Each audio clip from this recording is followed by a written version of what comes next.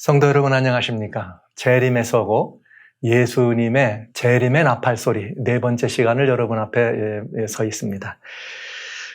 지난 시간까지 러시아와 우크라이나의 전쟁이 우리 모든 세계인들의 마음을 울리고 있다는 사실을 기억하고 바라보면서 하나님의 말씀이 이런 모든 부분들에 대해서 어떻게 조명하고 있는지를 살펴보는 시간을 가지고 있습니다. 오늘 계속해서 이어서 오늘은 러시아와 우크라이나의 전쟁 그리고 지금 세계인들이 잊어버리기를 잘해 특별히 우리 성도님들은 이 문제에 있어서 정말 주의하고 주의해야 될 필요가 있습니다. 그레이트 리셋이라고 하는 이런 세계적인 움직임이 있는 것 그리고 또 러시아 우크라이나 전쟁 속에 바티칸과 유럽, EU와 미국의 움직임이 심상치 않은 걸 여러분 보게 되십니다. 이것이 성경의 관점에서 어떻게 이런 문제들을 살펴보고 성경은 우리들의 뭐를 말하고 있는가를 살펴볼 필요가 있다고 봅니다. 여러분과 같이 하나님의 말씀을 근거로 해서 이 문제를 살펴보는 이유는 지금 시대가 마지막을 바라보는 시대다 이렇게 얘기할 때 성경 가운데 예수님은 이렇게 말씀하셨으니까요. 민족이 민족을 나라가 나라를 대적하여 일어난다. 그리고 처처에는 지진과 기근이 있겠다. 이렇게 말씀하셨어요. 지난 한 달간에 걸친 이 러시아 우크라이나 전쟁이 그동안 아이시스와의 전쟁, 여러 중동 간에 이런 것들이 있었지만 그럼에도 불구하고 전 세계인들이 마음을 거기에 쏟고 있는 데는 왜일까요? 뭔가 좀 그런 사람들의 마음의 분위기조차 이전에 있었던 그런 일과는 좀 다른 느낌을 우리가 갖잖아요.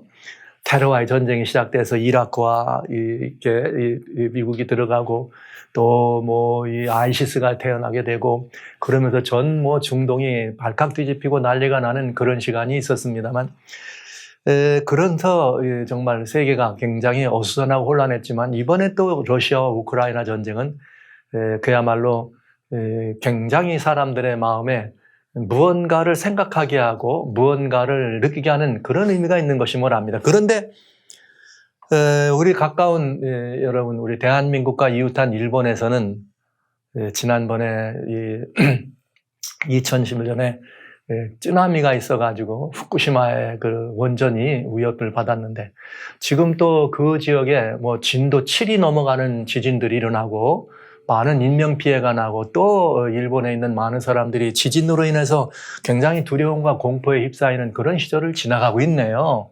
네, 이런 모습들을 우리는 바라보면서 과연 어떻게 해야 될 것인가?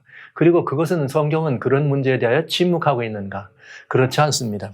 마태복음 24장 7절에 그런 말씀을 하셨지만 사실은 6절에 무슨 말씀이 있는가 하면 24장 난리와 난리 소문을 듣겠다. 난리와 난리란 말은 전쟁 있고 이런 전쟁의 난리도 난리지만 포함해서 난리에 말 그대로 난리. 난리와 난리 소문을 듣겠으나 성경은 우리들에게 이렇게 말해요. 삼가 너희는 두려워하지 말라.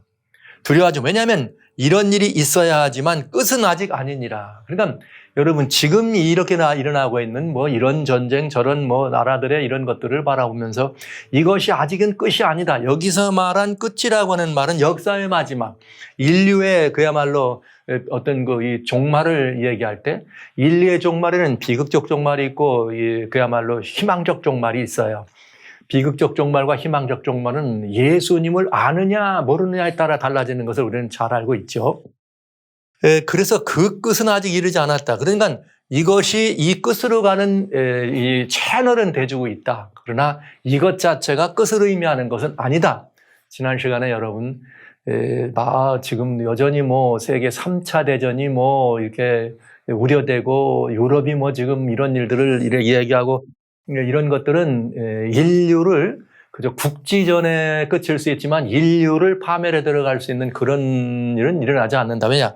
인류의 마지막은 어디서 오느냐? 바로 예수님의 재림으로 오기 때문에 그렇습니다. 그런데 여하튼 이런 말씀들을 우리는 살펴보면서 하나님의 말씀으로 이런 역사의 현장을 살펴보는 것은 아주 유익할 뿐더러 중요한 일이기도 합니다. 근데 저는 오늘 좀 이상한 말씀을 먼저 여러분들에게 하나 드리려고 그래요. 좀 이상한 말씀입니다. 그건 뭐냐면 히브리서 5장 12절로 14절에 보면 이런 말씀이 있어요. 유대 백성들에게 주신 말씀이었는데, 때가 오래므로 너희가 마땅히 선생이 될 터인데 너희가 다시 하나님의 말씀의 초보가 무엇인지 누구에게 가르침을 받아야 할 것이니 젖이나 먹고 단단한 식물을 못 먹을 자가 되었도다. 대저 젖을 먹는 자마다 어린아이니 이의 말씀을 경험하지 못하는 자요, 단단한 식물은 장성한 자의 것이니 저희는 지각을 사용함으로 연단을 받아 선과 악을 분별하는 자들이니라. 여러 번 말씀드렸습니다만 마지막 시대에 주님의 권고는 마태복음 24장 4절에 미혹의 영을 조심하라, 미혹케 하는 일을 조심하라 하는 것이었습니다.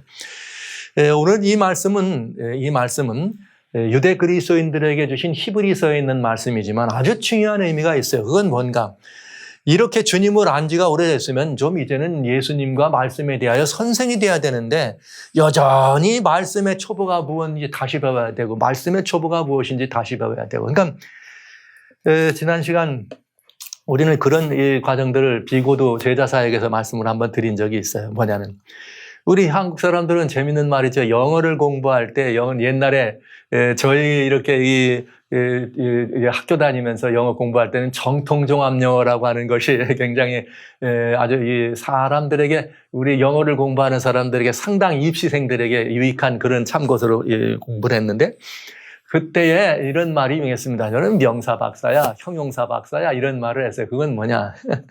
영어를 공부한다고 정통종합영어 책을 이렇게 보다 보면 처음에 품사 나오면서 명사부터 나오거든요. 그러면 그저 맨 앞에만 작심하고 또 보면 3일 명사만 보고 또 작심하고 공부한다 보면 그것만. 그래서 명사 박사다, 형용사 박사다, 이런 얘기들을 했습니다. 그것처럼 기독교들은 성경 말씀을 우리가 바라보면서 주로 어디에만 집중하느냐? 창세기 박사, 아니면 시편 박사, 아니면 마태복음 박사들이 많죠. 왜냐?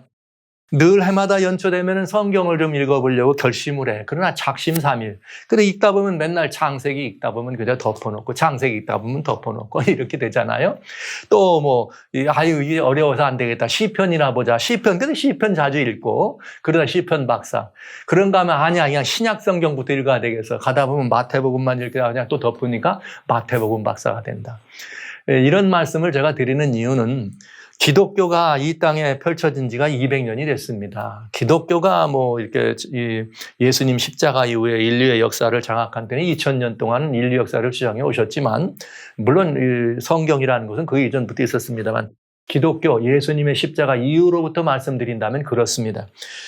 그리고 한국에만 해도 200년이 됐습니다. 이만하면 이제 우리 그리스도인들은 이 성경이나 말씀에 대해서 상당히 많은 조회가 있어야지요. 그러나 여전히 이 성경은 우리들에게도 적용됩니다. 하나님의 말씀의 초보가 무엇인지 누구에게 가르침을 또 받고 맨날 우리는 그래야 되는 것을 보게 되죠. 그 대표적인 게 뭔가? 요한계시록이라고 하는 이야기죠. 대표적인 거. 그래서 그런 책은 인봉됐으니까 열어보지 말라 그리고, 요한계시록을 읽으면 어렵다 그리고, 또 인위적으로 어떤 것들을 해결해 가려고 하는 그런 모습들을 보는 거잖아요. 그래서 젖을 먹는 자마다 어린아이니까 기독교가 젖을 먹는 그리스도인들이에요. 성숙해야 되는데 성숙하질 않아. 우리가 영양이 충분해지려면 말씀 속에서 영양을 공급받아야 되는데, 이 말씀에 자기가 말씀을 연구하고 자기가 말씀 앞에 들어가는 경험이 없고 그저 주는 것만 받아먹고 아침마다 오는 까똑까똑 해주는 성경절 한전이나 좋은 말씀에 사로잡혀서 이제는 그리스도인들의 그야말로 말씀과 교통하는 영성이 바닥을 치는 것 아닌가, 이런 우려와 걱정이 정말 있는 것이 사실입니다.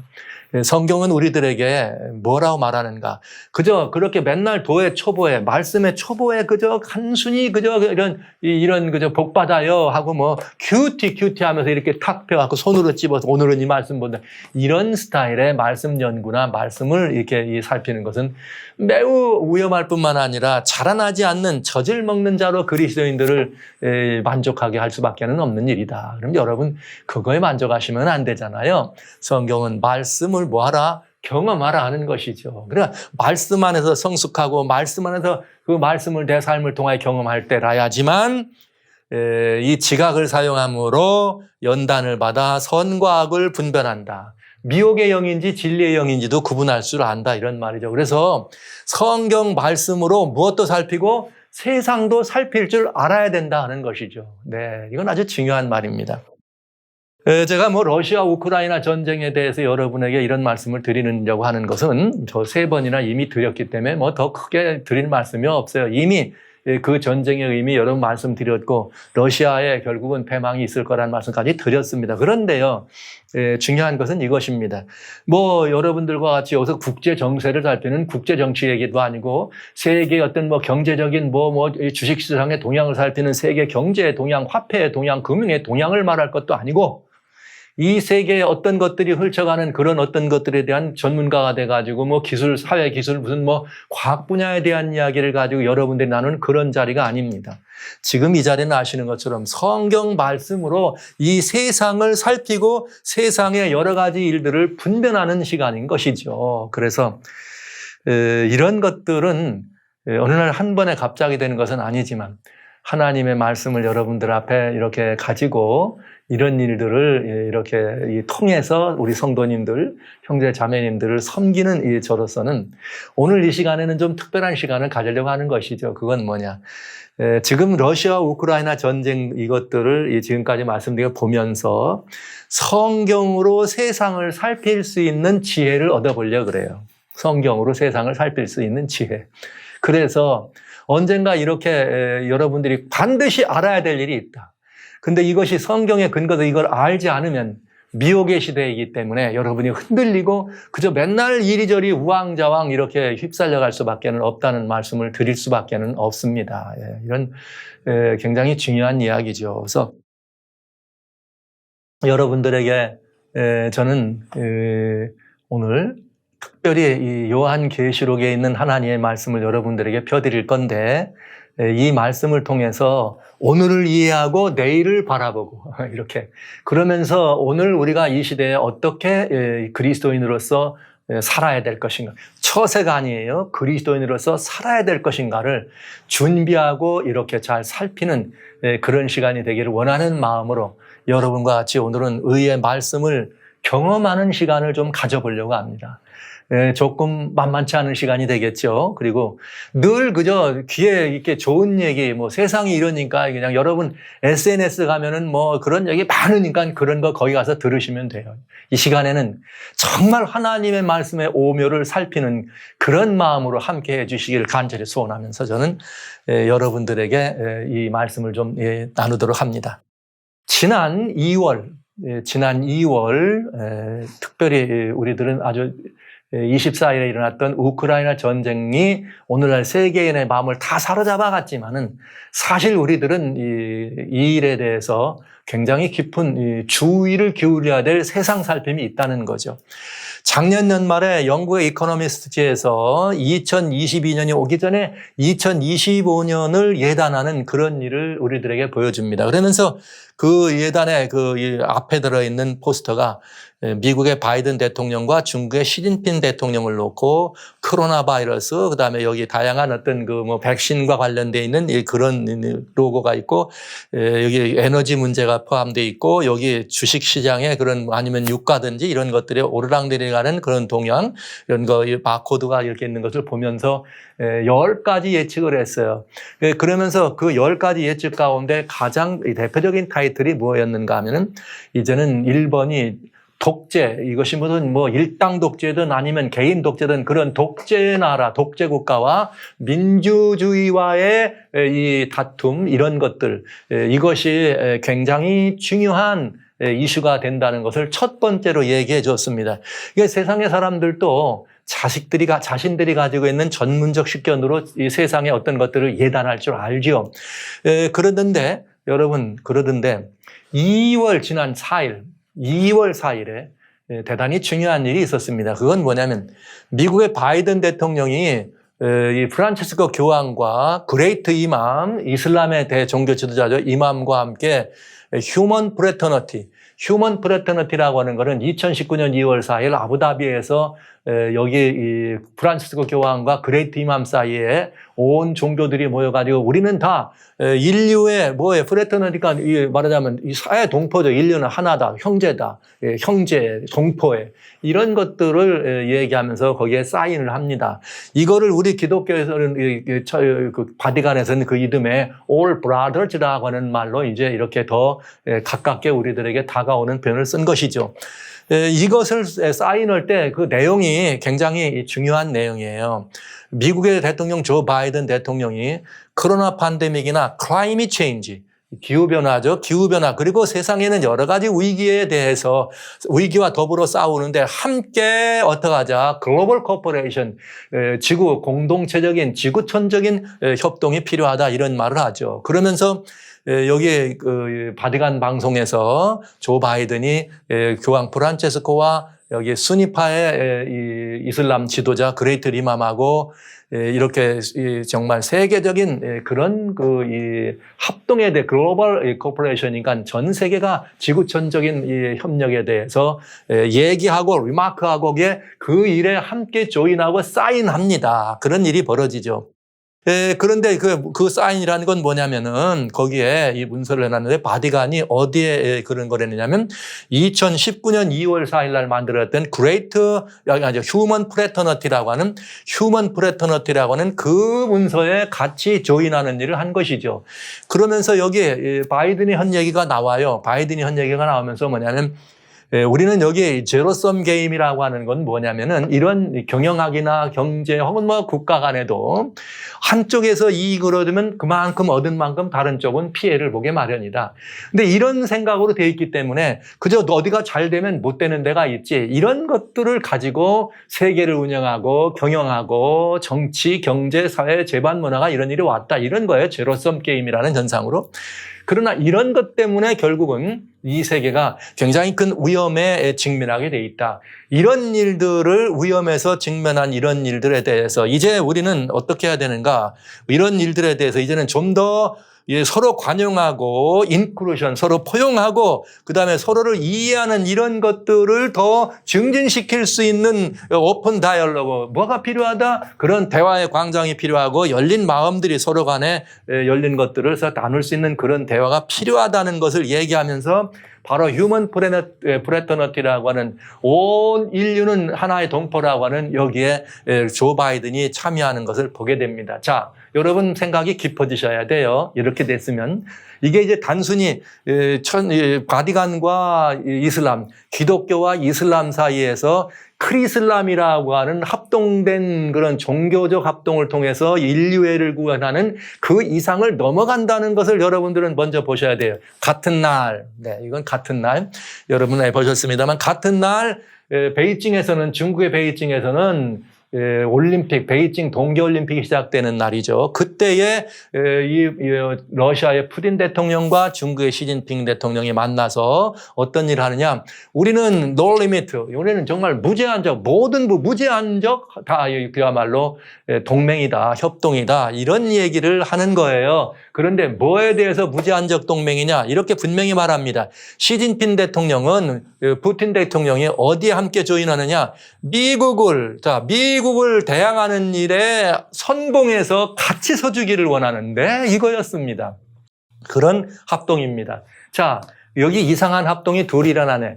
하나는 휴먼 프레터너티, 즉 all brothers다. 그래서 인류애다. 그래서 세계의 어떤 한계를 하나로 통칭해 만들어가는 이런 일에 합동되는 이 세계 최고의 종교 지도자들, 기독교 캐톨릭과 이슬람의 지도자와 세계 최강대국이라는 미국의 대통령이 합동되고, 하나는 그에 맞서 있는 이런 형편 저런 형편이든 그 미국에 맞서는 중국과 냉전 시대 이후에 여전히 이 구소련의 영광을 회복하기를 원하는 러시아 사이에 이런 합동, 양대에 이렇게 이 합동이 이루어지는 것을 보게 되네요. 그러면서 이때 그는 무슨 일을 한 것이 드러났느냐 하면은 실제 이 시진핑 대통령은 푸틴 대통령에게 뭘 요구했느냐. 올림픽, 동계올림픽이 마칠 때까지는 우크라이나에 들어가 주지 말아달라. 그래서 우크라이나 침공하는 일을 올림픽이 마칠 때까지 미뤄달라고 하는 요청을 하게 되고, 여러분 동계올림픽이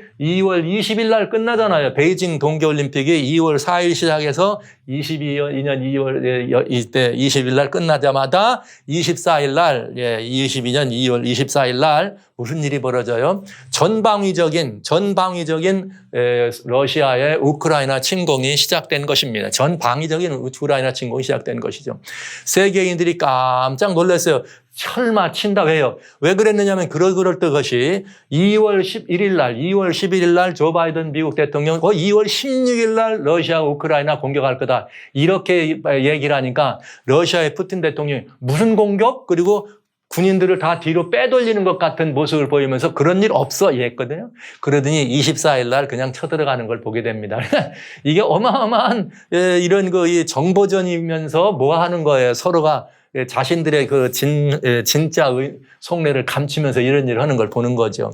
그래서 결국은 미국은 제재를 가하고 경제 제재를 가하고 하다가 마지막에는 이 가스와 오일가 제재를 가하면서 미국 내 기름값이 치솟아가는 것들을 감당하면서도 러시아에 대한 막강한 이 제재를 가하게 되고 영국이나 독일이나 프랑스도 합동하고 EU까지 합동해서 러시아를 제재합니다.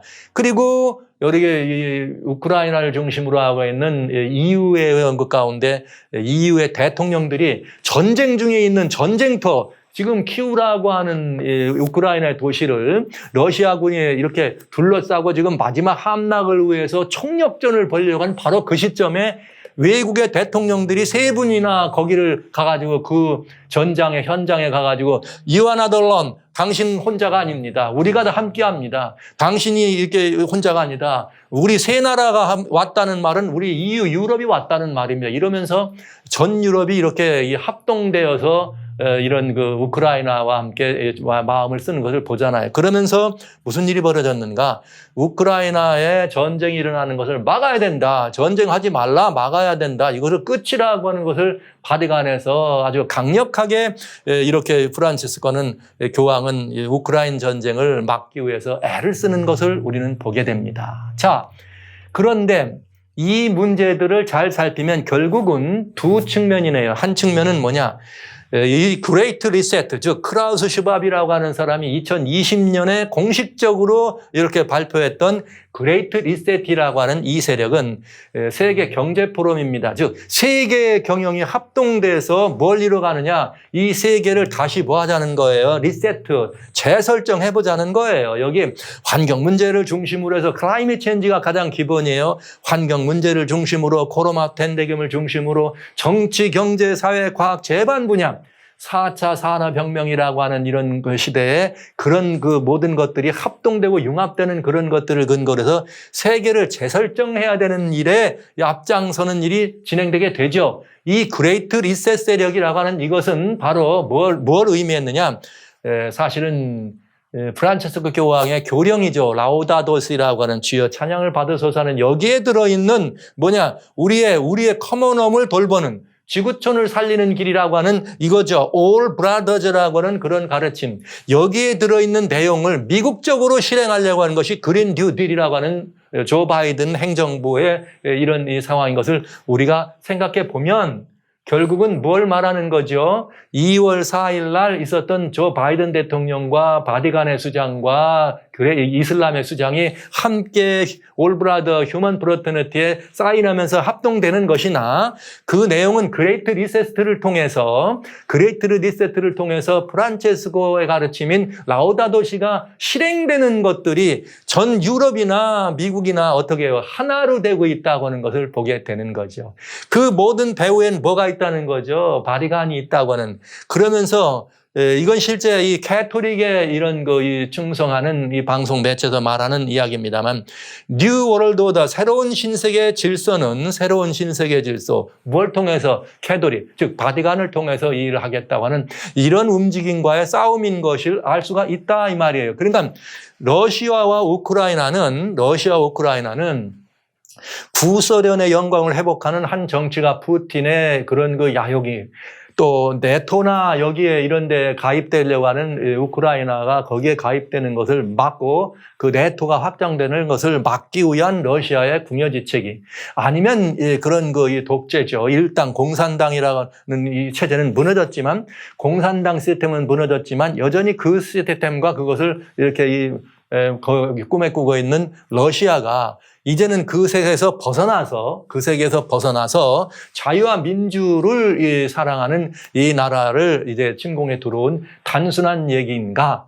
여기 지금 말씀드린 것처럼 보시면 이 세력은 어떤 세력이었냐? 알고 봤더니 그레이트 리셋라고 하는 라우다도시라고 하는 그린 뉴딜이라고 하는 이름은 다르지만 사실은 하나 같은 휴먼 프레터너티나 올브라더즈나 뉴올도더라고 하는 똑같은 것들을 추진하는 그 세력 현장과 그것에 이유와 같은 그것에 뭐하고 있는 반하고 있는 그래서 클라이밋 여러분 이 COP26라고 하는 작년에 글래스고에서 11월 달에 있었던 이 환경회의에서도 결국은 이 바티칸에서 여기 말이야 라우다도시 이 정신대로 하고 그 이 화석연료 줄이는 걸 다 사인하라 그랬는데 실패했죠. 왜요? 여기 이 대표적인 나라들 이 강력한 이런 나라들이 반대한 거죠. 석유고 오히려 우리는 쓸 수밖에 없다 이렇게 말하면서 그런 것들을 보면서 이제 우리는 이 일들이 장차 어떻게 갈 것인가. 결국 러시아와의 우크라이나의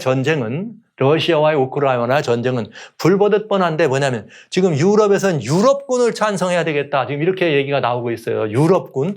이 우크라이나 침공하는 걸 보면서 야, 이대로는 안 되겠다. 미국만 믿고 있다가 안 되겠다. 그래서 우리도 EU 아미 유럽 군대를 만들자. 이런 지금 분위기가 나오는 것이죠. 이렇게 해서 이런 분위기가 현재 2022년 3월 20날 이야기입니다.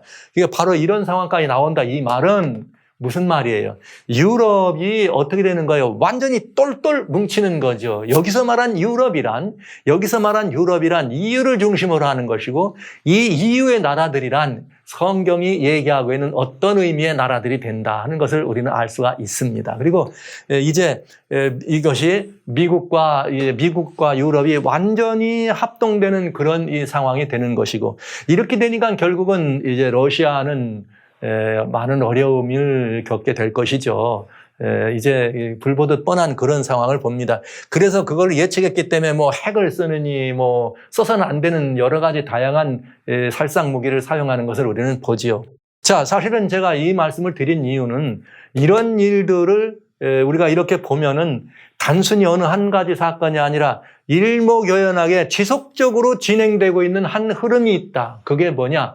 오늘날은 그걸 뭐라고 표현되느냐? 그레이트 리셋다. 이런 표현으로 되어 있는 지구촌을 재설정한다는 이런 내용의 이야기가 2020년에는 그레이트 리셋으로 왔지만은 이것이 2015년으로 가면은 2030 어젠다다. 그러면서 지구를 살리는 서스테이너블 어젠다로 나타나고 이것이 92년까지 올라가면은 거기에 말한 것처럼 어젠다 21이다. 그래서 21세기를 바라보면서 이대로 지구를 물려줄 수 있겠는가? 아니 우리 후손들에게 건강한 지구, 살 수 있는 지구를 물려줘야 되지 않느냐는 건설적인 방향의 이야기 제재 아래에 그 안에 포함되어 있는 엄청난 그 안에 포함하는 엄청난 내용들. 그래서 저는 이것을 뉴 커뮤니즘이다 이런 표현을 썼었습니다. 근데 요즘 이 네오 커뮤니스트라고 하는 이 그런 표현들이 많이 지금 등장하는 것을 지금 보고 있죠.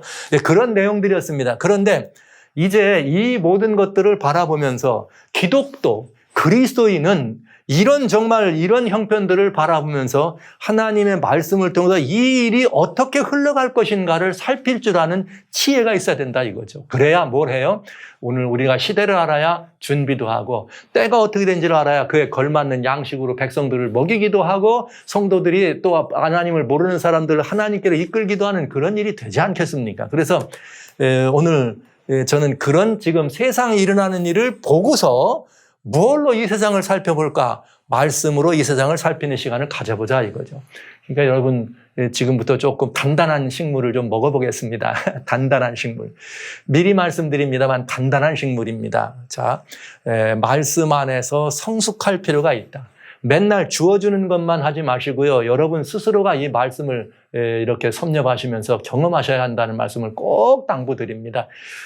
저는 오늘날 시대가 여러 가지 과학적 사고가 이렇게 합리적 사고나 과학적 사고가 굉장히 긍정적인 것들이 많긴 하지만 하나님에 대한 우리들의 태도에 있어서 때로는 이것들이 굉장히 우리의 그 하나님께 나가는 길들을 사실은 이렇게 어렵게 하고 하나님에 대한 그 이해를 더 그릇되게 하는 것을 많이 보게 합니다. 여하튼 여러분 어떤 형편이든 하나님의 말씀이 여러분들을 좀 사로잡도록 그런 시간이 왔으면 참 좋겠다 이렇게 생각하면서 요한 계시록을 통해서 여러분들에게 저는 이 매우 중요한 이제 성경이 말하는 우리들의 미래, 현재를 보면서 내일을 예측하는 것, 이런 해안을 열고 배워볼 시간을 갖는 것입니다. 여기 저는 요한 계시록이라고 하는 말씀을 여러분들에게 이 말씀을 드리면서 사실 이 도표는 읽으면서 열어가는 비밀의 문 요한계시록이라고 하는 요한계시록 도표에 보면 이 말씀을 제가 들어져 있습니다. 그래서 요한계시록 12장 이후에 17장을 보면서 아마겟돈 이런 부분들을 연구할 때 여러분들에게 이 사실을 한번 보여드린 적이 있습니다. 요건 요한계시록을 여러분들에게 한눈에 이해하실 수 있도록 도표로 만들어드린 것인데요. 이 요한계시록을 여러분에게 보여드리기 전에 매우 중요한 예수님의 권면을 하나 말씀드릴까 해요. 물론 요한계시록을 이렇게 말씀드리면 성도님들은 마음이 두려워하고 어려워해요. 그러나 여러분, 이 요한계시록의 말씀은 어렵거나 두려워할 일이 아닙니다. 그리고 인봉된 책이 아니라는 사실을 여러분 명심해 주시면서 여기 하나님 말씀 요한복음 14장입니다. 요한복음 14장 29절이죠. 요한복음 14장 29절에는 무슨 말씀이 있는가? 이런 말씀이 있어요. 이제 이 일이 이루기 전에 너희에게 말한 것은 일이 이룰 때에 너희로 믿게 하려 합니다. 이렇게 되어 있습니다. 그러니까 일이 이루어지기 전에 너희에게 말했다. 이 말은 예언이란 말이죠. 즉 예언을 하나님이 우리한테 주신 이유는 그 예언이 성취된 다음에 믿도록 하려고 했다 이 말이에요. 즉 이 말은 이 말입니다. 기상예보를 들었는데 아침에 일개반에 저녁 때 비 온대더라. 5시쯤 비 온대더라 했으면 예언을 들은 거잖아요. 그럼 오후 5시 갔더니 정말 비가 오면 아하 이 일개보가 정확하구나 이걸 믿게 되잖아요. 그것처럼 성경에 예언을 주신 것은 우리의 모든 시작과 끝을 다 한눈에 보고 계신 하나님께서 이 모든 것들을 알고 계시다는 것. 그러니까 인류의 미래를 아시고 오늘 미래를 안다면 오늘 현재를 아는 거죠. 이 모든 것들을 맡아 책임지실 만한 분이라는 것을 우리들에게 보여주시기 위해서 예언을 주셨다는 거예요. 계시록 마찬가지 책인 것입니다. 그러니까 이 계시록은 여러분 어느 목사님이나 아니면 신학자만 읽는 책이 아니에요. 그냥 여러분들이 듣고 그냥 읽고 듣고 보기만 해도 복이 되는 책입니다. 그러니까 이 계시록에 대해서 어렵게 생각하지 마시고 아주 단순하고 이해하기 쉬운 이 책인 것을 여러분들이 꼭 이해하셔야 돼요. 제가 오늘 여러분에게 이렇게 말씀을 드려요. 이것은 한눈에 담아보는 요한계시록이다 이렇게 제가 표현하면서 요한계시록의 핵심 이슈는 예수님의 은혜의 역사가 기록된 것이 요한계시록의 핵심 이슈입니다. 예수님의 은혜의 역사. 특별히 요한계시록에는 예수님에 대해서 어린 양이다라는 표현을 많이 썼어요. 어린 양. 그렇게 중심으로 예수님을. 어린 양이란 말을 쓸 때는 우리의 구속주다 이런 의미로 이해하시면 되겠어요. 우리의 죄짐을 지고 가신 예수님의 말씀. 그런가 하면 요한계시록에는 이 은혜의 역사를 반면에 뭐가 있느냐? 죄와 어둠의 역사도 있다. 이것을 말씀드립니다. 근데 이제 죄와 어둠의 역사가 보여진 것은 이것이 이렇게 된다는 걸 가지고 두려워하고 우리가 무서워하게 하기 위해서 죄와 어둠의 역사를 우리에게 공급해 준 것이 아니고 이것은 뭐냐? 예수님의 은혜의 역사가 얼마나 놀라운 것을 보여주시기 위해서 죄와 어둠의 역사도 보여주셨다는 것을 말씀드리겠습니다. 그러니까 그저 우리는 뭐 말이 나오면 무슨 뭐 이렇게 이 적그리스도 무슨 짐승의 표 이런 데만 이렇게 마음 쓰는데 여러분 계시록을 읽으면서 예수님을 못 본다면 그건 계시록을 다 본 것이 아니죠. 그 예수님의 은혜의 역사가 있는데 여기 1장부터 11장까지는 역사적 대쟁투, 선과 악의 죄와 어둠의 역사와 예수님, 하나님의 은혜의 역사가 어떻게 지내왔는지를 예수님 십자가 이후부터 어느 일정한 한 시간까지 그런 것들이 역사적으로 쭉 이렇게 일목요연하게 설명된 것을 알 수가 있어요. 그런데 12장에 들어오면 우주적 대쟁투의 모습이 들어있습니다. 즉 하늘에서 있었던 일과 땅에서 일어나는 일, 하늘에서 있었던 일과 땅에서 일어나는 일. 그래서 양방향 계시예요. 즉 이 말은 무슨 말인가? 요한계시록이 22장까지 있는데 12장이니까 이건 가운데잖아요.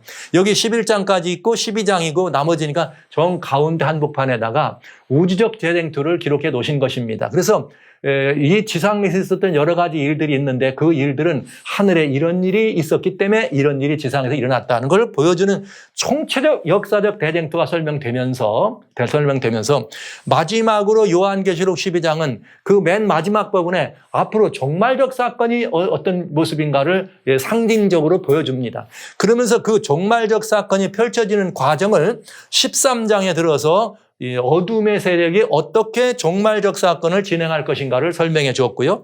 14장에는 하나님과 함께한 성도들은 그 예수 그리스도와 함께해서 어떻게 어둠의 역사를 맞서서 싸우는가가 보여집니다.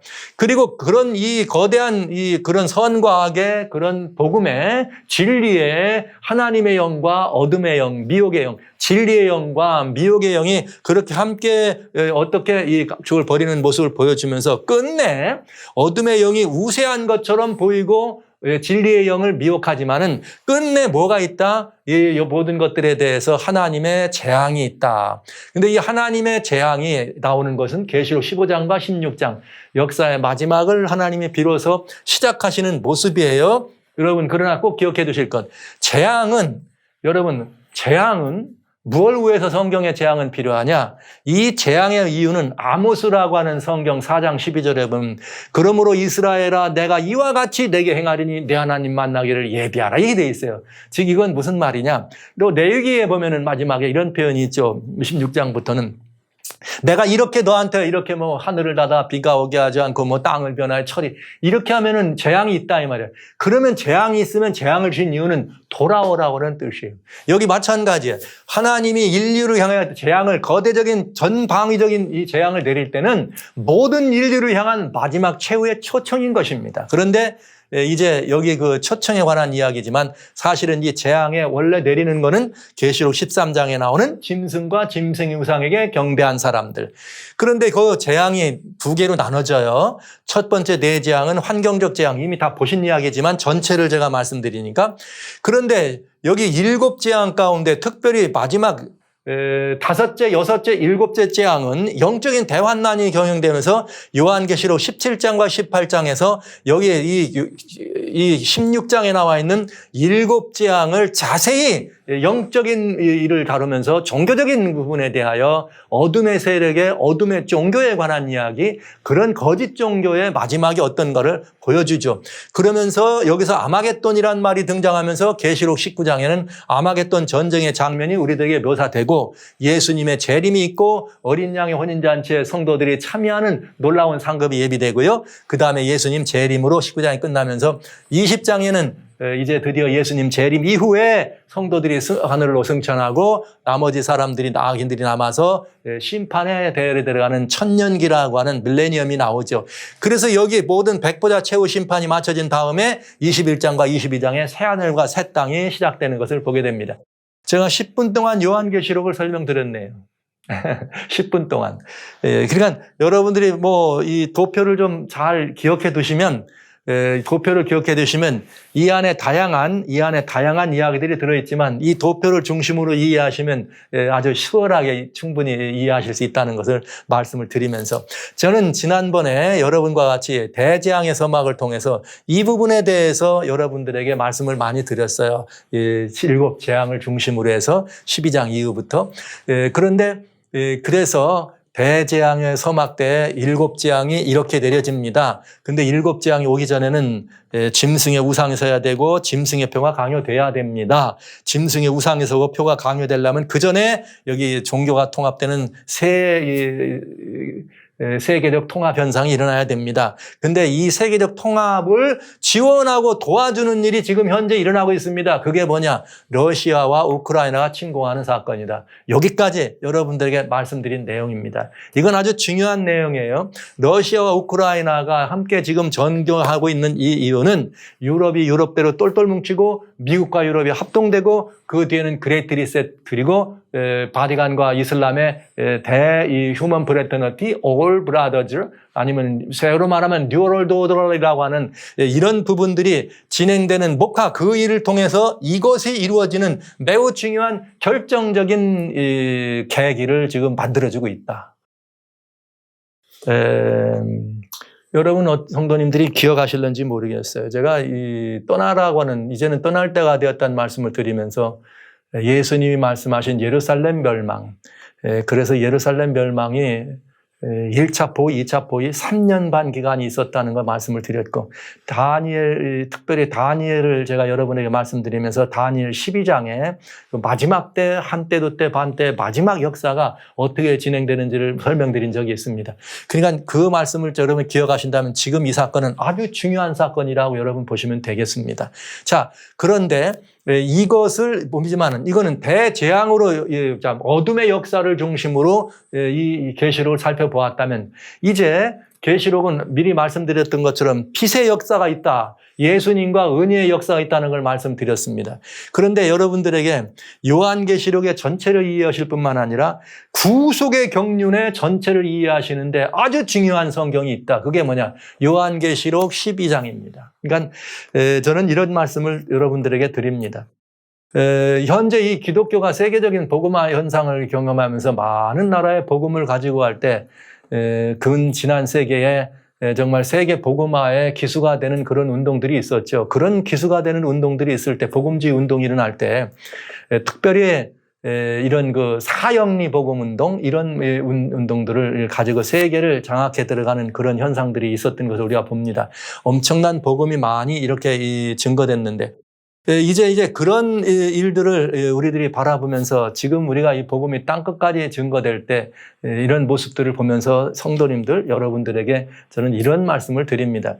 우리가 복음의 이치를 나누는데, 구속의 이치를 나누는데 다 시간이 없으니까 성경 가운데서 한 책을 좀 가지고 구속의 이치를 설명해 보세요. 그러면 그냥 이렇게 출애굽기에 나와 있는 말씀을 잘 설명하시면 구속의 이치를 설명할 수 있겠다.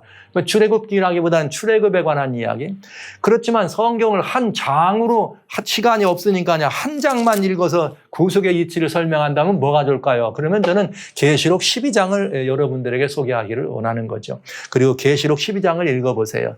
계시록 12장은 굉장히 상징적인 내용으로 들어있지만 구속의 이치가 그냥 들어있어요. 역사적인 이 구속의 이치가. 그런데 이것을 여러분들이 이해하시는 건 아주 중요한 이해가 되겠습니다. 단단한 식물 지금 잡수시고 계신 거예요. 요한계시록에는 이 어떤 이야기가 중심이 되는가 하면은 여자라고 하는 하나님의 교회가 중심이에요.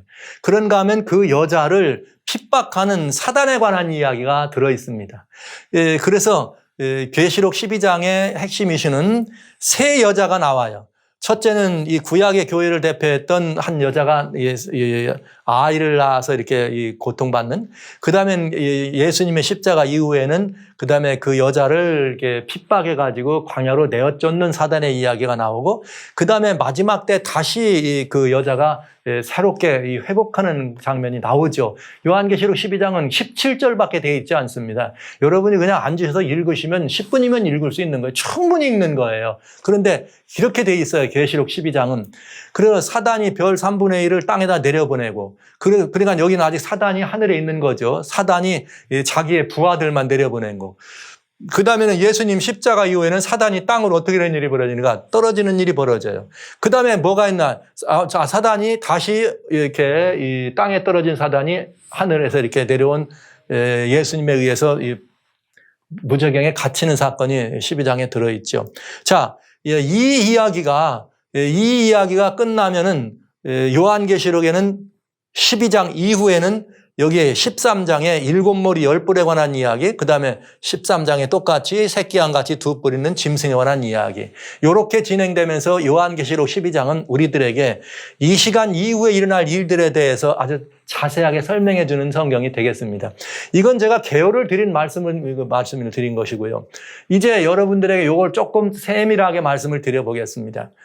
하나님께서 창세기 3장 15절에 범죄한 인류를 향하여 아담과 하와에게 찾아오셔서 여자와 뱀에게 여자의 후손이 뱀의 머리를 상하고 뱀은 여자의 후손의 발꿈치를 상한다는 말씀을 하셨어요.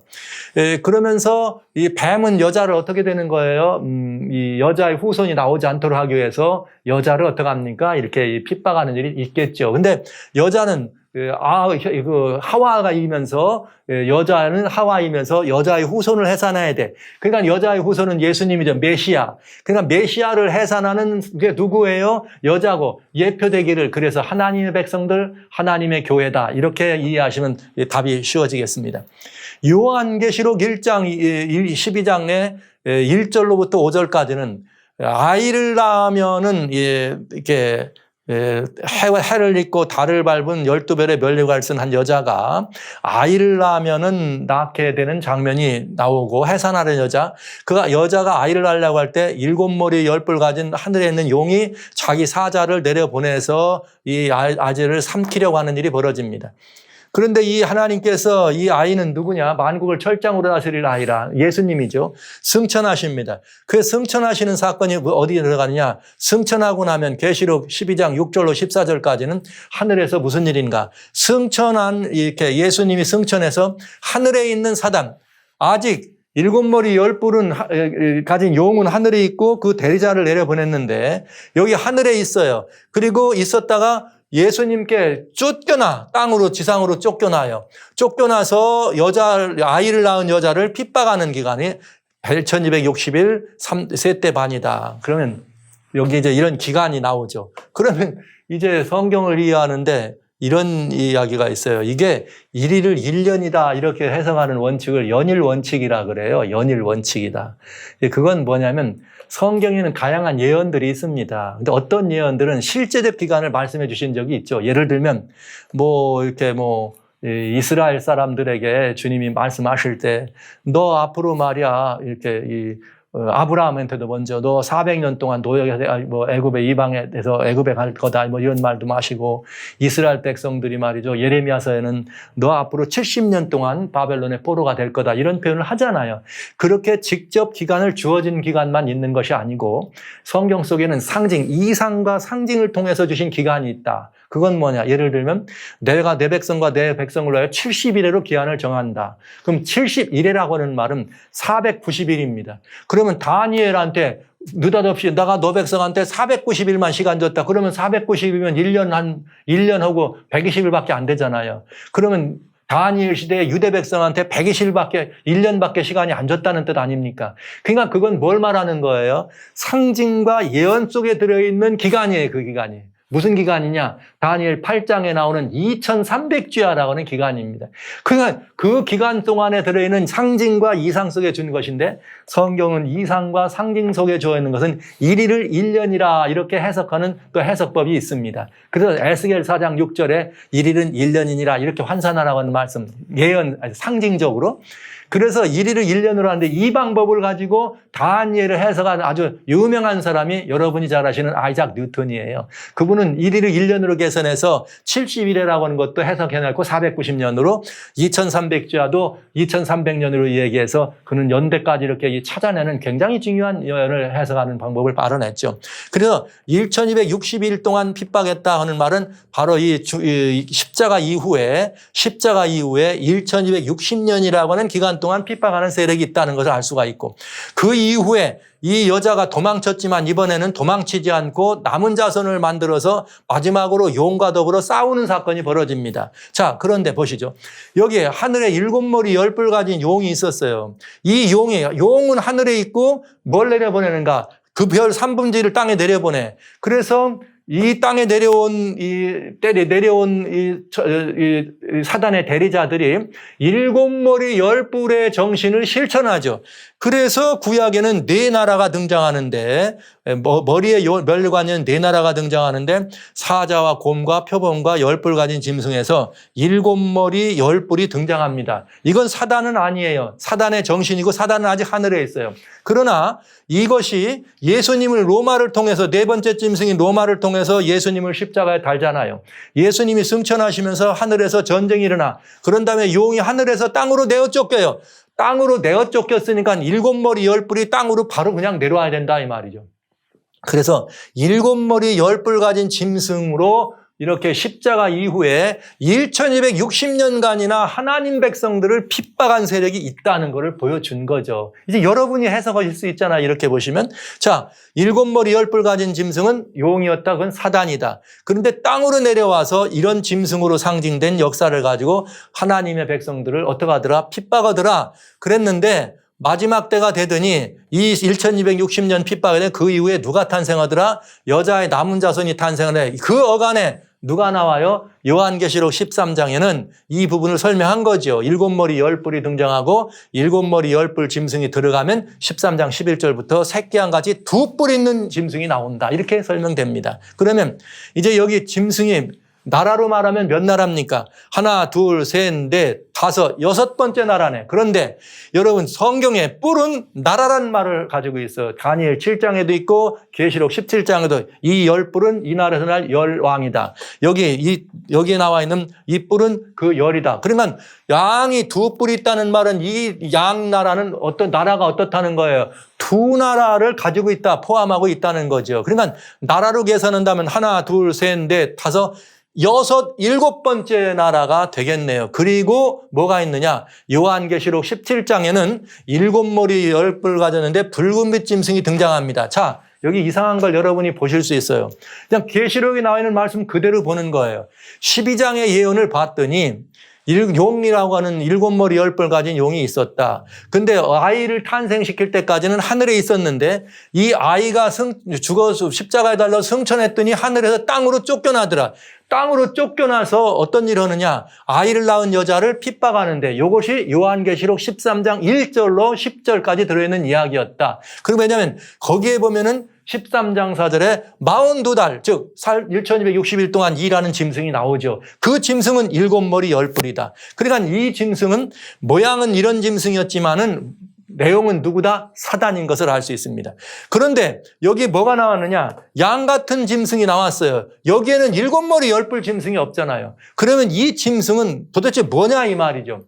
성경은 절묘하게 이 짐승에 대해서 양처럼 일어났지만 용처럼 말하더라. 그러니까 이 뿔이 2뿔인데 하나는 양처럼 일어나서 용처럼 말하는 나라가 있을 거다. 이걸 우리들한테 그대로 설명해 주는 거죠. 그런데 그 나라가 어떤 나라냐? 요한계시록 17장엔 뭐가 나와요? 7머리 10뿔 가진 짐승이 등장하더라 이거예요. 이건 누구예요? 사단입니다. 그러니까 여러분 아주 답이 분명해져요. 그러면 사단이 계속해서 있었어요. 이렇게 이 구약 당시에는 이들을 사단의 정신을 실천하도록 해서 여기에 하늘에서 있다가 그 다음에 여기 뭐 했어요? 여기에 땅에 쫓겨나서 왔는데 여기 양의 나라로 있을 때 뿔이 둘인데 먼저 뿔 양처럼 말할 때는 이 7머리 10뿔이 안 나타나. 그러나 이 7머리 10뿔이 마지막에는 다시 어떻게 한다? 나타나는 것을 본다는 거죠. 자, 이거를 여러분에게 미리 말씀드린 이유는 이제 우리가 살펴봐야 될 일이 있기 때문에 그렇습니다. 그래서 여기 보면은 붉은 용은 사단이었습니다. 네 짐승은 사단의 대리자. 그 다음에 이 계시록 13장에 나오는 1절로 10절에 나오는 이 7머리 10뿔 가진 짐승은 용이 능력과 보좌와 권세를 그에게 주더라. 그러니까 이게 뭐예요? 용의 앞잡이죠. 그런데 이게 용의 앞잡이라는 것을 우리한테 잃어버리지 않도록 하시려고 7머리 10뿔로 한 거예요. 그 다음에 이 양으로 나와서 양같이 올라왔어요. 그러나 속은 누구예요? 용처럼 말하니까 용이더라. 끝내 양이 사라지고 뭐가 나온다? 여기에 7머리 10뿔이 나오더라. 예, 계속 있다가 잠시 없다가 여기 마지막으로 등장하는 사단입니다. 여기.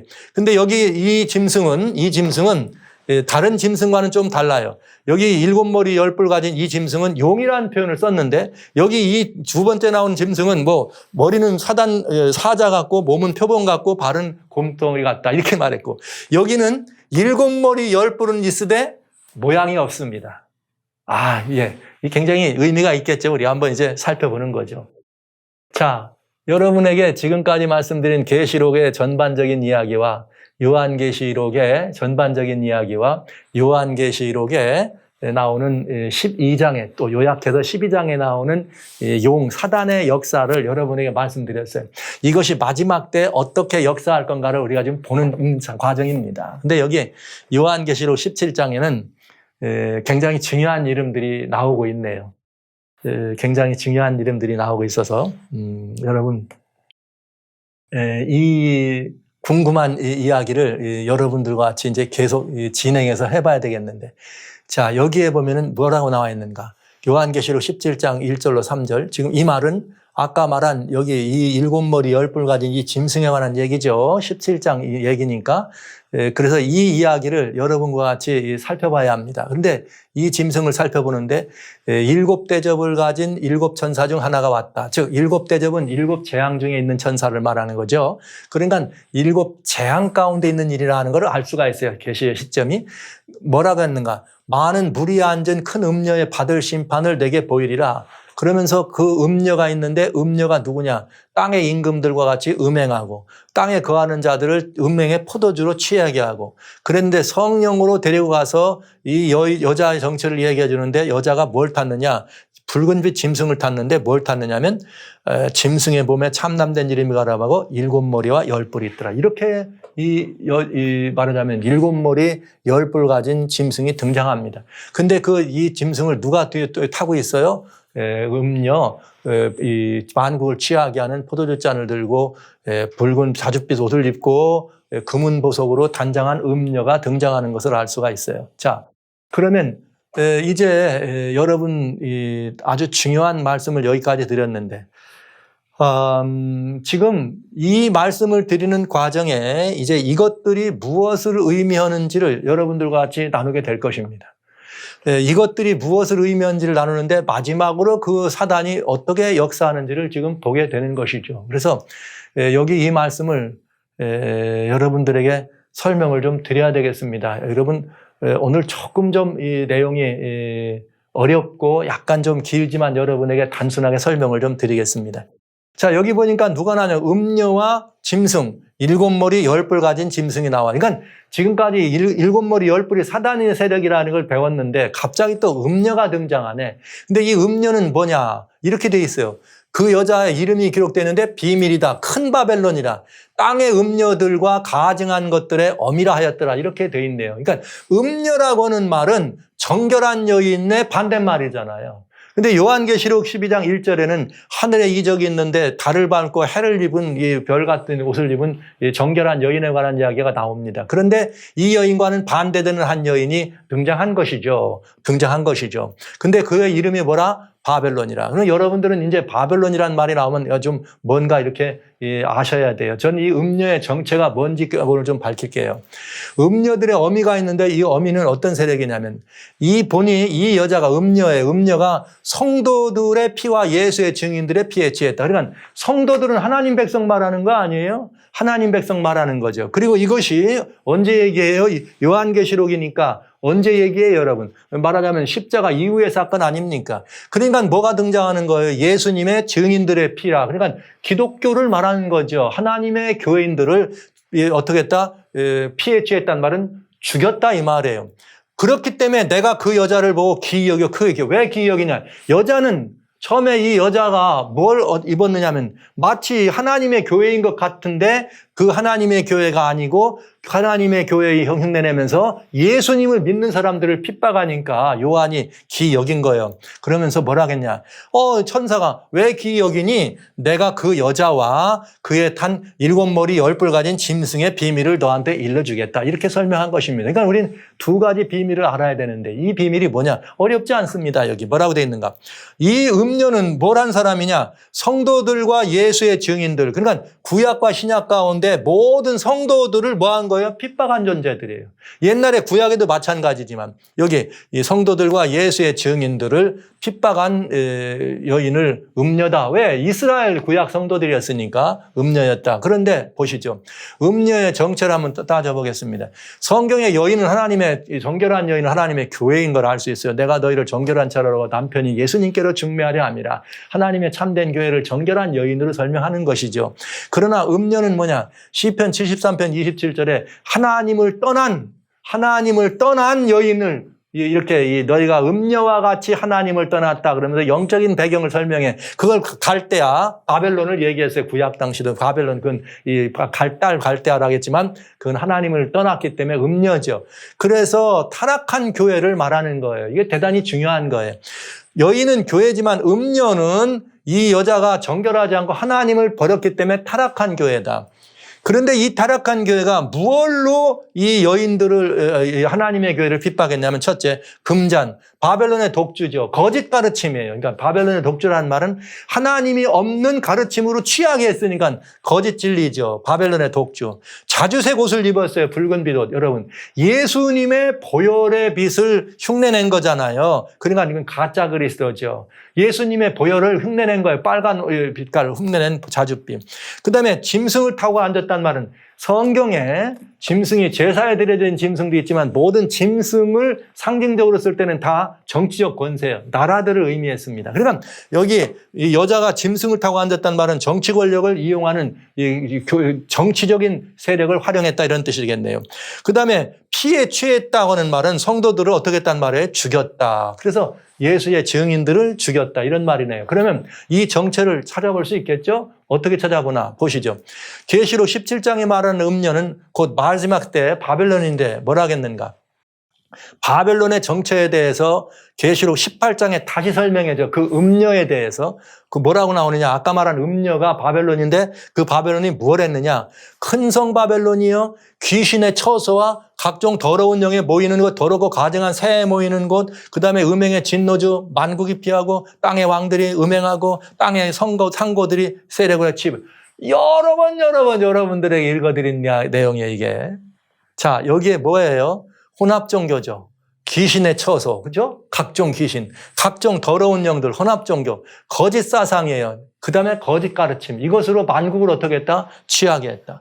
그 다음에 뭐예요? 여기 정치적인 세력하고 연합하고 경제적 세력하고 연합했더라. 근데 이렇게 연합하면서 뭘 했습니까? 십자가 이후에 잘 보세요. 진리를 대적하고 하나님의 교회에서, 음녀인 교회에서 그리스도의 자리를 찬탈하고 예수님의 이름으로 예수의 증인들을 핍박한 세력이 있을까요? 교회의 이름으로 하나님의 백성들 교회를 핍박한 그런 세력이 있을까요? 1260년 동안이나. 자, 세계의 종교와 정치, 경제 세력을 하나로 묶으려고 하는 세력이 있을까요? 여러분이 있다면 누구라고 생각하세요? 여러분이 한번 답해 보시기 바랍니다. 제가 말씀드리지 않아도 여러분이 금방 아실 수 있죠. 역사를 조금만 이해하시면, 기독교 역사를 조금만 이해하시면, 교회만이 아니라 세상사를 연구했더라도 인류의 역사를 조금만 아시면 예수님의 십자가 이후로 기원 후입니다. 하나님의 진리를 대적하고, 하나님의 교회죠. 진리를 대적하고 하나님의 교회에서 예수님의 자리를 찬탈하고 예수님 자리에 앉아서 하나님의 그리스도의 하나님의 아들의 대리자라 하면서 예수님의 이름으로, 그러니까 기독교죠. 기독교의 이름으로 기독교인들을 예수 믿는 사람을 핍박하고 죽인 세력이 있느냐 이 말이에요. 예. 그리고 세계의 정치와 정치와 경제와 이 세력을 하나로 묶으려고 하는 세력이 있느냐? 예. 여러분은 어떻게 생각하세요? 여러분은 이걸 누구라고 생각하십니까? 예. 저는 성경을 가지고 이렇게 살피며 인류의 역사를 조그맣게 이해하고 성경의 역사와 기독교의 역사를 이해하는 입장에서 제가 드릴 말씀은 한 말입니다. 할리시. 여기 이 바티칸의 교황권이다. 이렇게밖에는 말씀을 드릴 수가 없네요. 이건 저는 다르게 말씀드릴 수가 없습니다. 자, 그렇다면 여기가 한 역사는 제가 일일이 말씀 안 드려도 여러분이 잘 아실 테니까요. 자, 그런데 이제부터가 문제예요. 예언을 공부하는 거는 지금까지 이 교회가, 이 바티칸이 그래 왔다는 것을 역사적으로 여러분 알고 계시고 성경이 지금 보니까, 이렇게 증인들의 피에 취했네? 보셨어요. 내가 보면 이 여자가 성도들의 피와 예수의 증인들의 피 어떻게 한지라? 취한지라. 과거에도 그렇게 왔는데 이제 지금 이 계시의 시점은 7재앙입니다. 7재앙 가운데 일어난 일들을 보면서 이게 언젠가를 봤더니 또 그 피에 취한 걸 봤다. 그러니까 결국은 다시 예수의 증인들의 피에 취할 거다. 이 말은 뭐 하는 거예요? 다시 피에 취해 있다는 것은 7재앙 이전에 성도들을 핍박이 있다는 근거가 되잖아요. 7재앙이 시작되기 전에 성도들을 핍박해서 예수의 피에 이렇게 그야말로 증인들의 피에 취하는 일이 있겠다 이 말을 보여주는 것이죠. 그러니까 여러분 이거를 어려워도 들으셔야 되고 이걸 보셔야 된다 이 말이에요. 예, 그 타락한 교회가 기독교를 박해할 거다 이 말입니다. 네, 이건 성경이 예언된 말씀이기 때문에 달리 해석되지 않잖아요. 지금까지 보신 것처럼. 그 일이 있다는 거죠. 그러면 이게 이제 조금 더 진도를 나가면 과연 어떻게 될 것인가. 예언을 지금까지 이뤄진 걸 봤으니까 앞날도 예측할 수 있잖아요. 보시죠.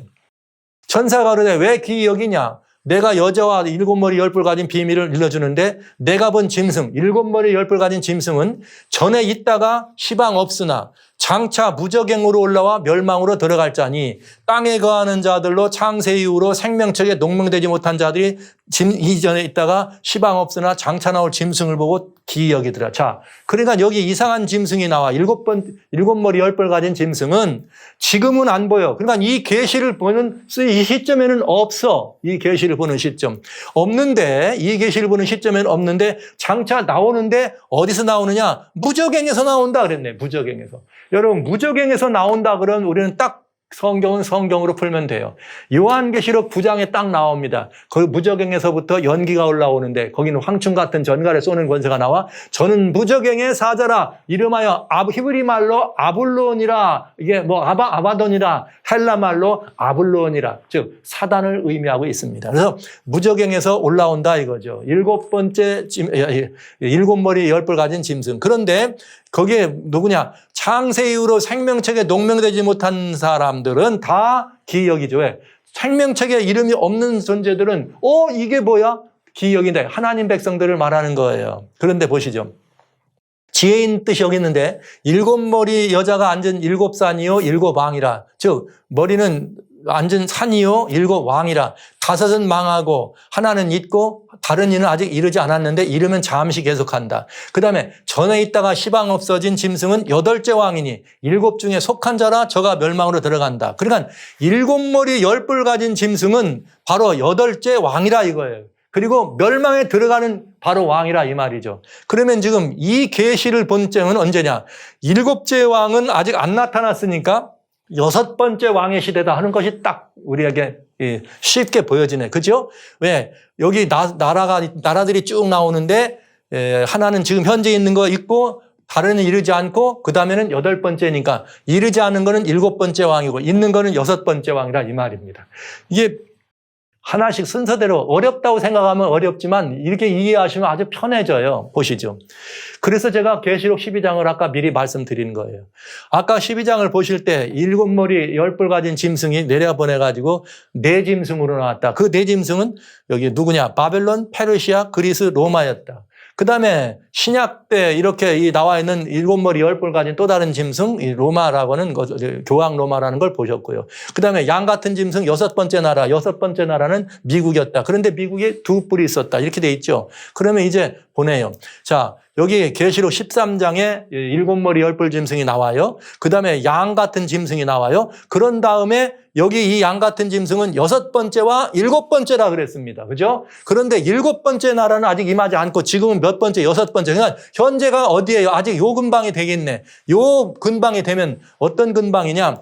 교권이 부활해서 정치와 종교가 연합하면 이 짐승이 양처럼 나왔지만 용처럼 말하기 시작하겠죠. 그럴 때 여기 미국의 짐승의 우상과 연합종교가 서게 된다. 이게서 7번째 나라는 여기 교권 부활하면 정치와 종교가 연합한. 정치는 미국이라면 교회는 뭐가 되겠어요? 바티칸이 되겠네요. 제가 이렇게 말씀드리네요. 여러분 뭐 어쩔 수 없이 말씀드립니다. 자, 그러면 이렇게 됐을 때 마지막으로 미국이 용처럼 말하는 일이 벌어져요. 용처럼 말하는 건 7번째 나라가 되겠죠. 뭘 하는 거예요? 세계인에게 짐승의 우상을 경배하도록 강제적인 일을 하겠다 이 말 아닙니까? 그런 다음에 뭐가 나와요? 한 짐승이 나오는데 7머리 10뿔 가진 짐승이 나오더라. 이렇게 돼 있어요. 그러면 이제 8째 왕이 누군지 볼 수가 있어요. 7머리 10뿔에 간 짐승의 비유는 전에 있다가 시방 없지만 장차 나온다. 자, 보시죠.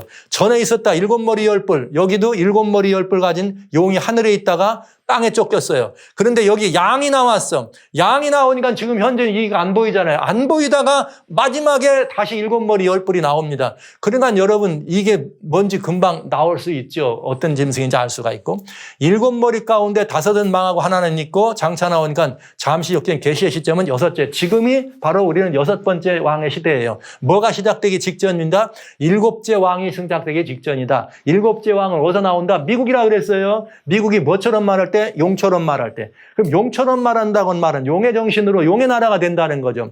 저는 이미 용의 나라가 된 것이 아닌가 이렇게 생각합니다. 왜냐? 2015년 6월 26일에 오바마 대통령 당시에 동성애법을 합법을 시키면서 완전히 하나님을 대적하는 법을 만들었습니다. 그러면서 이제 다시 이제 우리는 이 나라가 이 바티칸과 지금 이 합동되는 모습을 아까 여러분에게 그래서 말씀드린 거죠. 그러니까 용처럼 말할 때가 됐다. 그렇다면 지금 7째 나라가 시작됐다고 보는 거죠. 그럼 잠시 계속된다.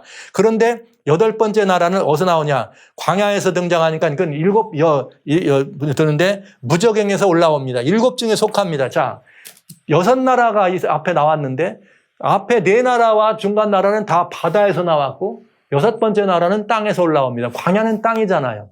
그런데 7 중에 속했다 그랬어요. 그런데 7 중에 속했고 용처럼 말하는데 먼저 있다가 없다가 있다 그래서 계시의 시점이 6째 나라. 지금은 용이죠. 그러니까 7머리 10뿔이 과거에 있었는데 땅에 내려와서 또 7머리 10뿔이 나와. 그런 다음에 계시록 17장 7머리 10뿔 나와. 그 중간에만 없는 거죠. 그러니까 지금 6째 7째 왕이 되는 바로 그 시간이고 이번에 우리가 봤던 것처럼 교권의 합동을 부채지르는 러시아 우크라이나 전쟁은 그래서 중요한 의미가 있다고 하는 것입니다. 자, 그런데 여기 한생 위치는 광야고 정신은 무저갱의 사자. 무저갱의 사자란 말은 사단이란 뜻이에요. 그러니까 나라는 미국에서 이 나라가 8번째 왕이 등장하는데 어디서 등장하느냐? 미국이라는 이 나라를 통치하고 미국이라는 이 나라를 주장하는 이 마지막 그 세력은 무엇이다? 사단, 무저갱의 사자인 사단이라고 하는 것이죠. 그래서 여기 절묘합니다. 보세요. 붉은색 짐승이 참 이상합니다. 하늘에 7머리 10뿔 가진 용이 있었다. 근데 땅에도 7머리 10뿔 가진 짐승이 나오는데 사자요, 곰이요, 이게 모양이 있어요. 그런데 여기 계시록 17장에 나오는 이 짐승은 7머리 10뿔 가졌다. 무저갱에서 올라왔다라고만 돼 있지 모양이 뭔지를 몰라. 절묘하잖아요. 그러니까 이 짐승은 형상이 어떤 뭔가를 갖춰져 있는 것이 아니라 모양이 없는 사상이고 영이고 이런 모습을 가진 왕이라는 걸 알 수 있습니다. 그러니까 어디서 나오는 7 중에 속한 미국이라고 하는 나라를 통치하게 되는데 그런데 그것이 무저갱에서 올라오기 때문에 그건 사단의 정신이요, 사단의 영이요, 사단의 그런 모든 것들을 실행하는 왕이 된다는 것을 알 수가 있는 거죠. 그래서 7머리 10뿔 가진 용이 곧 사단이라는 것을 여러분들은 부디 꼭 기억해 주시기 바랍니다. 자, 왜냐? 이렇게 돼 있어요. 하늘에서 있을 때 7머리 10뿔은 사단이었고요. 여기 땅에 왔을 때 7머리 10뿔은 계시록 13장 3절에 능력과 보좌와 권세를 누가 줘요? 용이 줘. 자기가 용의 모습으로 안 하고 여기다 준 거예요.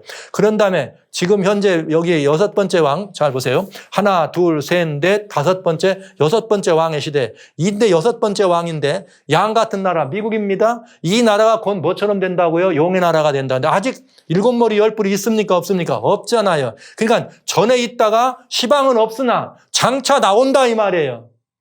전에 있다가 이렇게.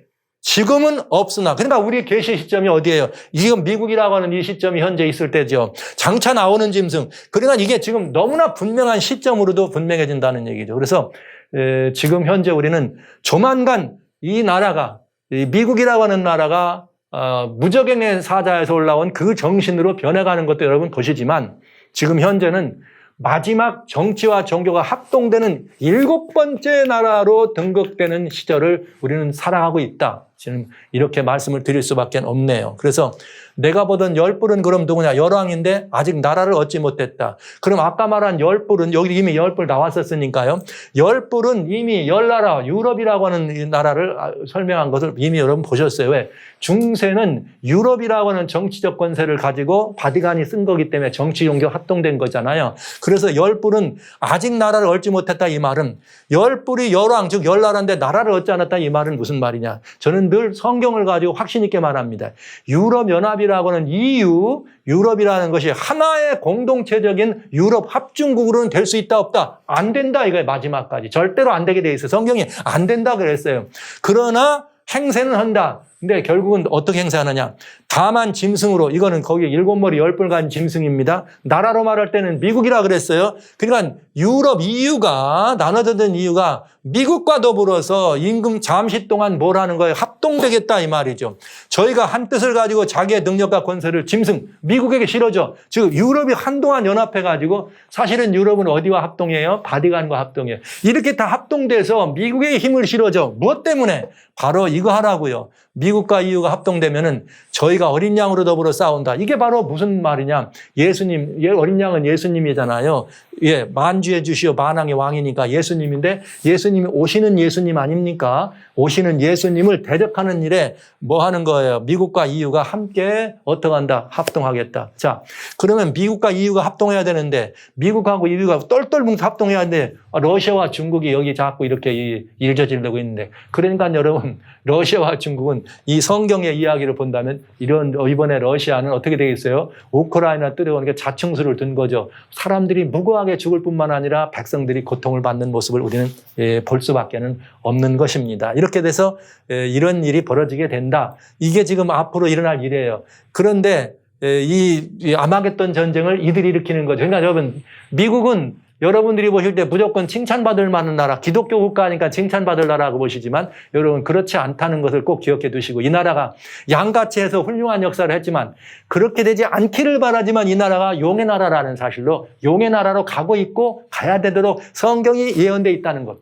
일이 이루어지기 전에 주님이 미리 말씀하신 것은 이루어진다면 믿기로 한다고 그랬잖아요. 이미 우리는 믿을 만큼 증거들을 지금까지 보셨습니다. 그렇다면 이 나라가 용의 나라로 갈 것이 분명하다. 언제 용의 나라로 가느냐? 정치와 종교가 합동되면 용의 나라로 간다. 언제 이것이 합동되느냐? 이번에 그 일을 하려고 하다가 아직 좀 미뤄졌잖아요. 지금 아까 말씀드렸죠.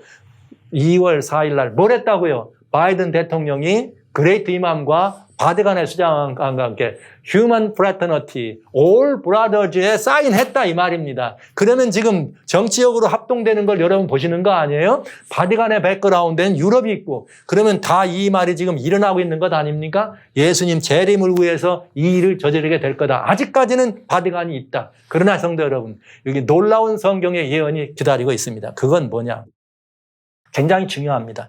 그런데 언제 대들고 싸우냐 보시죠. 또 천사가 말하는데 내가 본 바 음녀가 앉은 물은 백성과 무리와 열국과 방언들인데 열국과 방언들이라면 이건 이 음녀가 앉은 물은 백성과 무리와 열국과 방언이란 말은 많은 무리들 나라들을 말하는 거예요. 내가 본 바 열뿔과 짐승이 음녀를 미워하여 망하게 하고 벌거벗고 그 살을 불러 살아버려. 놀라운 일이 벌어졌네. 여기 음녀를 지금까지 우리는 헐리시 바티칸이라고 얘기했습니다. 그런데 그와 합동되어 있던 EU나 미국이라고 하는 이 정치적 권세가 여기 이 말은 무슨 말이냐? 정치적 권세들이 합동돼서 종교적 권세를 몰아냈다 이 말이에요. 그러나 결국 지금 이렇게 뒤에서 그렇게 오랫동안 기독교를 교회 이름으로 교회를 핍박하고 박해한 바로 그 세력이 그 음녀의 세력이 결국은 이 유럽에 연합되는 이런 세력인데 결국은 EU와 미국이 종교적 파워를 어떻게 한다? 제거한다고요. 음녀를 어떻게 한다고요? 제거한다고요. 이것이 성경에 들어있는 예언인 것입니다. 그러나 지금 바라보는 역학 구조를 보시면 여러분 잘 이해하실 수 있을 거예요. 중국이 그래서 변수다. 이런 모습을 볼 수 있죠. 중국이 미국에 대해서 지금 계속 대립각을 세우고 미국하고 뭐 이렇게 하려고 하지만 성경 보니까 어때요? 중국은 힘 못 쓰게 돼 있죠. 그런데도 여전히 중국이 힘을 쓰는 이유는 뭘까? 한 가지 힌트가 있습니다. 그건 여러분 아시는 것처럼 바티칸이 인정하는 유일한 이 세력이 하나 있죠. 그건 뭐냐? 교육이란 말을 내세우고 차이나입니다. 그래서 바티칸은 차이나에게 대사도 파견하면서 중국의 이 교육 시스템이 최고다. 라우다도 시의 정신을 실천하는 아주 본보기다. 이렇게 하면서 중국을 자꾸 이렇게 뒤에서 지원하네요. 알게 모르게. 왜 그럴까요? 사단은 이걸 알까요? 너무나 잘 알겠죠. 그러면 사단이 결국은 정치적 세력들을 지금 이용하지만 결국은 이 정치적 세력을 통해서 음녀가 제거된다는 건 성경에 예언됐어요. 저보다 훨씬 유능한 사단이 이걸 왜 모르겠습니까? 음녀인 그 세력은 이걸 왜 모르겠습니까? 자기가 누구라는 거 다 알겠죠? 그렇다면은 그 말할 것처럼 마치 보험 들어뒀듯이 뭐라고 싶은 거예요? 여기 말하는 짐승, 8번째 왕으로 등장하는 그 세력으로 표상되어 있는 짐승, 그 다음에 이 열불로 되는 이 나라들을 사실은 견제할 세력이 필요한 거죠. 그러니까 여러분 중국을 그렇게 사용하고 있는 것 같은 느낌이 든다. 그러나 중국도 물론 끝나지만은 여기 나와 있는 음녀가 망하는 것을 보면은 분명히 유럽과 미국이 합동되면은 이 세력이 음녀를 제거하는 이 세력이 되겠다. 이런 말씀을 볼 수가 있네요. 그리기 어려운 말씀입니다. 그러나 성경 예언은 이렇게 되어 있습니다. 여러분들이 이 말씀을 믿으시든 안 믿으시든 그건 여러분 자유입니다. 그러나 저는 이 말씀을 드려야 합니다. 왜냐? 일이 일어나기 전에 미리 말씀드리는 것은 이루어진 다음에 뭐 하려고요? 믿게 하려고요. 이것은 아주 중요한 것입니다. 그 말은 뭐냐? 하나님이 살아계시니까요. 그래서 살아계신 하나님이 계시다는 사실을 여러분에 증거하는 것이 제가 할 일이니까 이 일은 어쩔 도리가 없이 이렇게 말씀을 드릴 수밖에 없네요. 사랑하시는 성도 여러분, 성경은 이렇게 분명하게 예언되어 있습니다. 그러니까 우리 앞에는 러시아나 우크라이나라 하는 이런 전쟁들의 모습이 굉장히 사람들의 마음을 뭔가 이렇게 막 끌어가지고 이렇게 하고 있지만은 하나님의 백성들은 성경으로 답을 내릴 수 있어요. 아, 이거 그렇구나. 러시아 우크라이나 전쟁은 유럽과 미국을 합동되게 하는 결정적인 일을 해주는구나. 근데 뒤에 또 누가 있더라? 바티칸도 있네. 완전히 합동되네. 이것이 합동되면 이미 미국은 바티칸과 함께 그레이트 리셋 세력과 이미 합동돼 있죠. 그레이트 리셋과 합동돼 있죠. 거기에 라우다도시가 돼 있죠. 그린 뉴딜 정책이 완전히 합당 까 들어졌죠. 이젠 뭐만 하면 되는 거예요? 세계의 정치, 경제, 종교가 뭐만 하면 돼요? 사인만 하면 되는데 이미 이 대제국 미국이 거기에 사인했네요. 이제 그 다보스 포럼이라고 하는 거기서는 이미 그 인클루시브 캐피탈리즘이라 그래서 포용적 자본주의, 포괄적 자본주의 이미 다 나온 거죠. 라우다도시의 가르침으로 돼 있는 거죠. 이제는 2030 어젠다가 2030년이 가까이 오고 있습니다. 그 전에 일이 돼야지만 뭐가 되겠어요? 계시록 13장의 마지막 부분, 즉 말하자면 이 나라가 용처럼 말하는 나라가 되지 않겠어요? 그때는 미국이라고 하는 강력한 파워가 이 용처럼 일어나서 이 사람들로 하여금 짐승과 우상을 경배하는 일에 바티칸과 합동돼서 유럽과 합동돼서 일을 진행할 것이 명백합니다. 그렇다면 지금 러시아와 우크라이나 싸우면은 러시아는 이미 불행을 자초한 일이 되겠고요. 이것은 결국은 그 일을 앞당기는 이 어둠의 세력이 지금 계시록 13장에 나오는 우상을 세우고 표를 강요하는 그 사건을 앞당겨주는 역할을 하고 있다고 하는 것을 말씀드릴 수밖에 없습니다. 그러나 성경은 자기들끼리 하다가 결국은 재앙이 내려오고 7 재앙이 내려오면 그 재앙을 못 견뎌서 어떤 일이 벌어진다? 음녀의 세력을 멸망시키는 거짓 종교는 사라지게 되는 그런 일을 우리는 보게 되는 것입니다. 이것이 성경 예언의 한 복판에 들어있는 얘기라는 말씀을 드리고 우크라이나 러시아의 비극적 참상이 빨리 끝나기를 바랍니다. 이젠 빨리 하늘 가면 좋잖아요. 이것이 바로 제대서 재림의 나팔 소리가 될 수 있다는 말이죠. 저는 우크라이나와 러시아가 싸우는 이 진군의 나팔 소리들은 예수님의 재림을 촉진시키는 재림의 나팔 소리를 받아들입니다. 그래서 사랑하신 성도 여러분, 형제자매 여러분, 멀지 않은 때란 사실을 기억하시면서 허리띠를 잔뜩 졸라매 주시고 어려운 것 같지만 사실 있는 대로 순서대로 풀면 어렵지 않습니다. 제가 오늘 여러분들에게 이 긴 얘기를 짤막하게 말씀드리느라고 말이 빠르고 이 도표를 드렸기 때문에 아마 여러분 이해하실 겁니다. 그래서 혹시 이 부분에 대해서 비밀의 문 요한계시록이나 또 이 다니엘서에 제가 이렇게 영상 올려놓은 부분들을 많이 좀 보시면서 더 많은 이해가 여러분들에게 가까이 다가갔으면 좋겠습니다. 여러분과 제가 나눌 수 있는 이야기는 이것입니다. 지금은 그 시절이 심히 가까워졌다고 하는 것입니다. 심히 그 시절이 가까웠고 하나님께서 우리들에게 베드로후서 1장 19절에는 이런 말씀이 있어요. 또 우리에게 더 확실한 예언이 있어 어두운 데 비치는 등불과 같으니 날이 새어 샛별이 너희 마음에 떠오르기까지 너희가 이것을 주의하는 것이 가하니라. 성도 여러분, 초청합니다. 이 예수통신에서 하는 여러분에 드리는 이 예언 연구에 이 예언의 파노라마 예언 연구 시간에 늘 함께해 주십시오. 여러분, 이건 왜 그런가? 성경이 이래대로 되어 있습니다. 우리에게는 예언이 있다고. 그래서 지금 여러분들 그냥 이러저런 얘기 그냥 유튜브나 여러분 카톡에 까똑 들어오는 여기에 관심 써서 성경을 여러분이 직접 살피는 일을 등한히 하지 마시고 직접 이 말씀을 살피는 일에 함께 해 주십시오. 이건 아주 중요한 일입니다. 여러분 모두가 이렇게 확실한 예언이 있다. 그리고 여기 뭐라 했는가? 샛별이 너희 마음에 떠오르기까지 이것을 막 그냥 살피는 것이 가아니라. 이 말은 이 예언을 살피면서 예수님을 떠오르게 해야 된다는 거죠. 우크라이나와 러시아의 전쟁을 보면서 이것이 바로 재림의 나팔 소리구나 이렇게 아는 것은 중요한 이치라 이 말입니다.